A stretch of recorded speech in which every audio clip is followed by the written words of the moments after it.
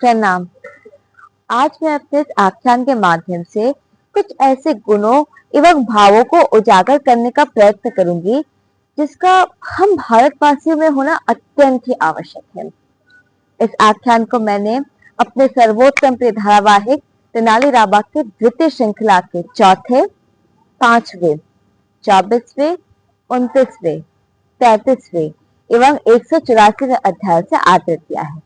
तो आइए आरंभ करते हैं। हमें सदैव ये प्रयत्न करना चाहिए कि हमारे भीतर केवल अच्छे गुणों का ही वास रहे, विशेष रूप में देशभक्ति, क्योंकि जिस व्यक्ति के भीतर अपने देश के लिए प्रेम, कर्तव्य, समर्पण जैसी भावनाएं ना हो, ऐसे व्यक्ति की माँ भी उसे जन्म देने से अधिक संतान कहलाना पसंद करेगी। और ऐसे महान गुणों को सारने के लिए बलिदान देना अत्यंत ही आवश्यक होता है, जिसका उदाहरण हमें इतिहास में भी प्राप्त होता है।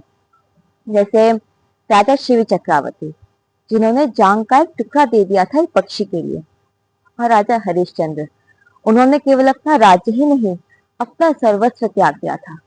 असंख्य लोगों ने अपने देश के लिए अपना गृहस्थ जीवन छोड़ा, अपने बाल बच्चों को त्यागा, अपना सुख चैन सब देकर देश को अर्पित कर दिया। जैसे महाराज पृथ्वीराज चौहान, महाराणा प्रताप, छत्रपति शिवाजी महाराज, संभाजी महाराज, क्रांतिकारियों में रानी लक्ष्मीबाई, नेताजी सुभाष चंद्र बोस, भगत सिंह इत्यादि। इसीलिए तो आज तक भारतवर्ष चट्टान की तरह दृढ़ और सुरक्षित खड़ा है। ऐसे महान गुणों को सारने के लिए हमें कुछ कुछ शाश्वत सत्यों का ज्ञान होना अति आवश्यक है। जैसे इस संसार में प्रतिदिन लोगों की मृत्यु होती है और वो ये जानते हैं कि मृत्यु एक अटल सत्य है, फिर भी अमर रहने का यथासंभव प्रयास करते रहते हैं। संसार का सबसे गतिशील वस्तु है हमारा मन, जो इतना गतिशील है कि एक क्षण में ब्रह्मांड के एक कोने से दूसरे कोने तक पहुंच सकता है। संसार का सबसे बड़ा धन है ज्ञान। मनुष्य का सबसे बड़ा शत्रु है क्रोध। सबसे बड़ा लाभ है अज्ञानता, क्योंकि एक अज्ञानी को ही प्रत्येक समय सभी विषयों में ज्ञान होना अत्यंत ही इच्छुकता रहती है।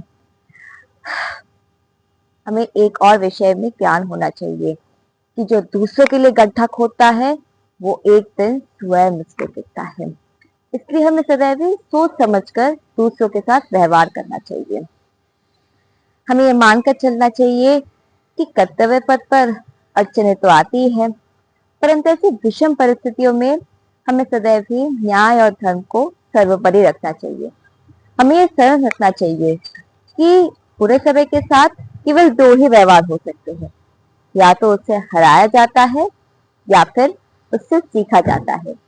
इसी शिक्षा को ध्यान में रखते हुए हमें सदैव ही अच्छे गुणों एवं कर्तव्य पथ पर अडिग रहना चाहिए। मैं इस आख्यान का समापन एक ऐसे तथ्य से करूंगी जिसका उल्लेख हमारे धार्मिक ग्रंथों में प्राप्त होता है कि भगवान मनुष्य के पास तब नहीं आते जब वे उन्हें बुलाते हैं, भगवान तब आते हैं जब उन्हें आना होता है। इसलिए यदि ईश्वर का सानिध्य चाहिए तो हमें स्वयं को निर्मल रखना चाहिए, क्योंकि कटोरे तो वही भरे जाते हैं जो खाली होते हैं।